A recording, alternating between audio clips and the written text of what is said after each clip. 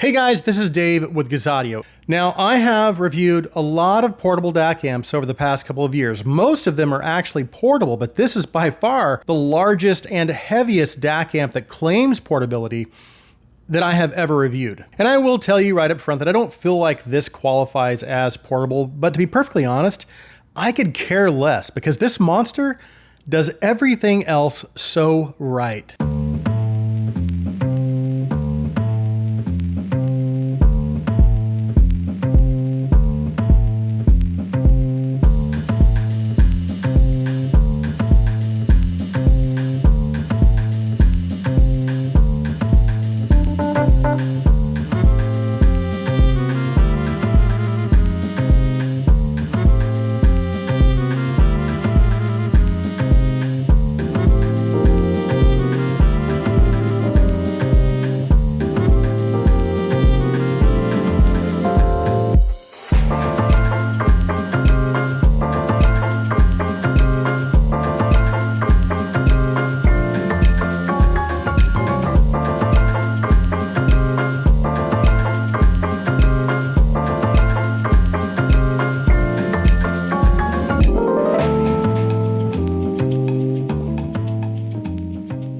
So this is going to be interesting because I have so much information to cover, but my goal is to try and keep this video under 15 minutes. So I'm going to try and cover as much as I can, as quickly as I can, and then we'll jump into the sound. But first, let's go over what's included in the box. Now, as you can see, this is very nicely accessorized, and it gives you just about every connection option you might need. Not all of them, but most. And the quality of the cables is excellent. I love the chunky orange aesthetic, and you can just tell these cables are very well made. We have a Type C to Type C cable, a Lightning to Type C cable, a female Type C to male Type C cable extender in case you need some additional cable length, a 3.5 to 3.5 single-ended and a 4.4 to 4.4 balanced cable, an AES cable, a USB Type C to Type A adapter, and a 6.35 headphone adapter. They've also included a small T6 Torx screwdriver along with some extra Torx screws just in case you lose any, and then finally they've also provided some sticky rubber feet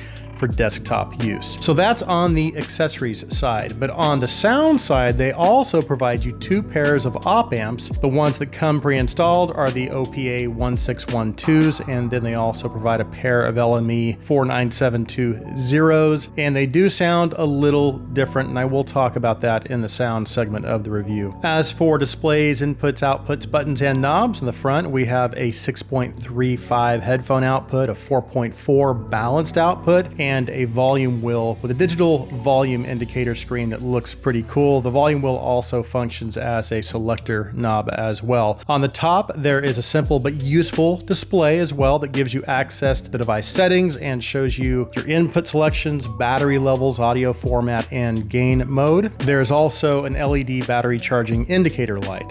On the left, there are 5 buttons. There's a power button, an input selector button, menu button, gain button, and a Bluetooth pairing button. On the back, we have a coaxial optical input, AES input, USB input, a 3.5 auxiliary input and output, and then also a 4.4 balanced input and output, a dedicated USB Type-C charging input, and a power selector toggle that lets you choose whether you want the device to operate off of just battery power or an external power source, or you can put it into charging mode. Now on the bottom, there are 2 compartments that can be accessed by removing the Torx screws with the supplied screwdriver. One compartment gives you access to the switchable op amps, and the other gives you access to the DAC cards. Speaking of DAC cards, the stock DAC that is provided is the ES9039S Pro. However, those are also replaceable. Right now, I believe there's only one other DAC card available, which is the ROMS BD34301EKV, but there are supposedly other DACs in development,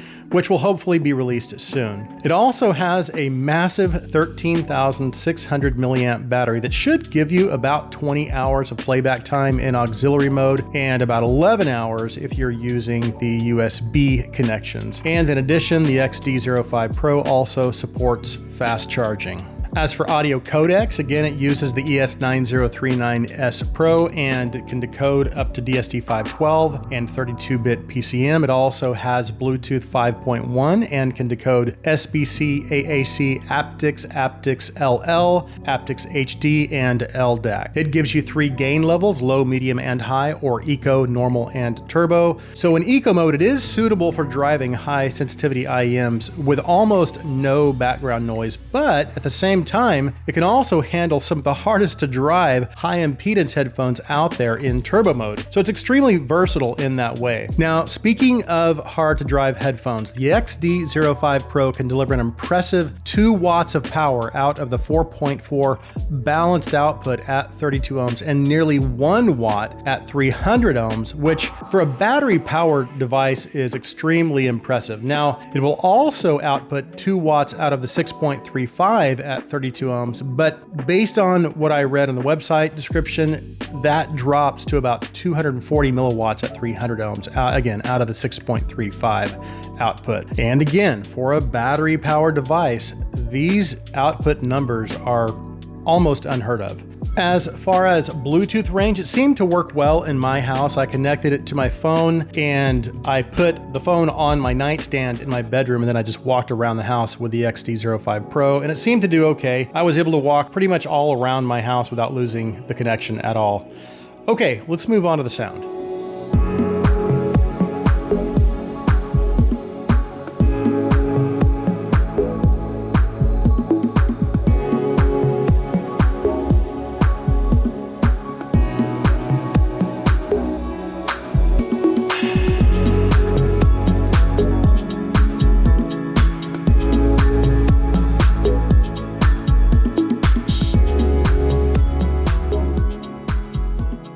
Okay, let's talk about the sound of the XDUOO Pro. I'll talk about the sound in its stock setup first. So that's with the OPA 1612, and then I'll talk about the difference in sound when I switched over to the LME 49720. So no matter which op amp you use of the two, the XDUOO Pro has a little bit of a colored sound signature that leans more musical, with some emphasis on the low frequencies and a little on the higher frequencies as well. And that treble emphasis does vary between the op amps, which I will talk about in a couple of minutes. But in regards to its overall presentation, it's not going to sound linear necessarily, and again, it does lean away from being clinical. So if you are looking for something that's going to give you a totally linear presentation, this may not be the device for you. Again, at least with the provided op amps. Now, of course, they are apparently working on more op amps. So between being able to swap those out, but also being able to swap out the DAC modules, eventually you may be able to achieve a little more of a linear presentation using those means. So in its stock configuration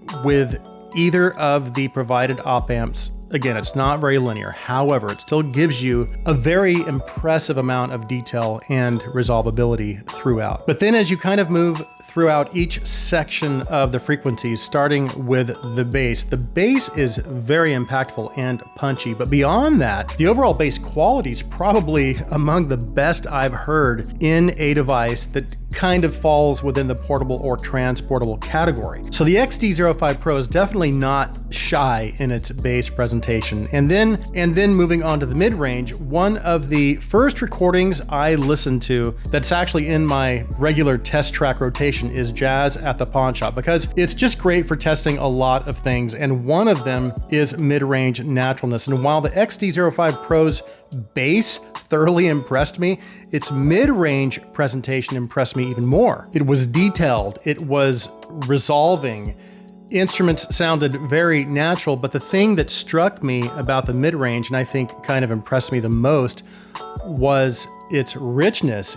Even when listening to IEMs that have a little more of a lean presentation in their sound signature, the XDUOO Pro was able to breathe just a little extra life into them and add just a nice amount of weight. And then moving into the treble, this is where I noticed the biggest difference between the op amps. I did notice a difference in the mid-range too, but it's just more noticeable in the treble. And that difference is with the stock amp, it has a slightly smoother treble presentation. So that's the OPA op amps. And with the LME op amps, there's just basically more treble energy. So there is going to be a little more treble definition and just more treble information in general. So while it still has that heft and richness in its bass presentation, it also brings a little more energy into its treble presentation as well. Unlike the OPA op amp, and again, that extra treble energy does bring just a little more clarity with it as well. Not that it's over sharpened in any way, it's still extremely controlled and natural sounding. There's just a little more of it. And again, I did notice a difference in the mid-range as well, but I think it had more to do with the added treble energy. I think the treble emphasis seemed to push some of the upper mid-range frequencies back just a little. So with the LME op amp, the listener's attention is shifted a little more towards the treble and away from the mid-range. But the thing is, I think I still prefer the sound presentation of the OPA op amp because it just sounded a little more natural overall. And I didn't really feel like there was any treble missing. I still felt like there was enough treble information to give me everything I needed. So I think it just comes down to preference, really. If you like a slightly smoother treble and more of a natural presentation, then go with the OPA op amp. If you prefer a little more treble energy, then go with the LME op amp. And then lastly, I want to talk about background noise and detail retrieval. So I tested for background noise using my Andromeda 2020s, and the XDUOO Pro did actually have just the smallest amount of background noise out of both the 4.4 balanced and the 6.35 using the 3.5 adapter, but it was faint enough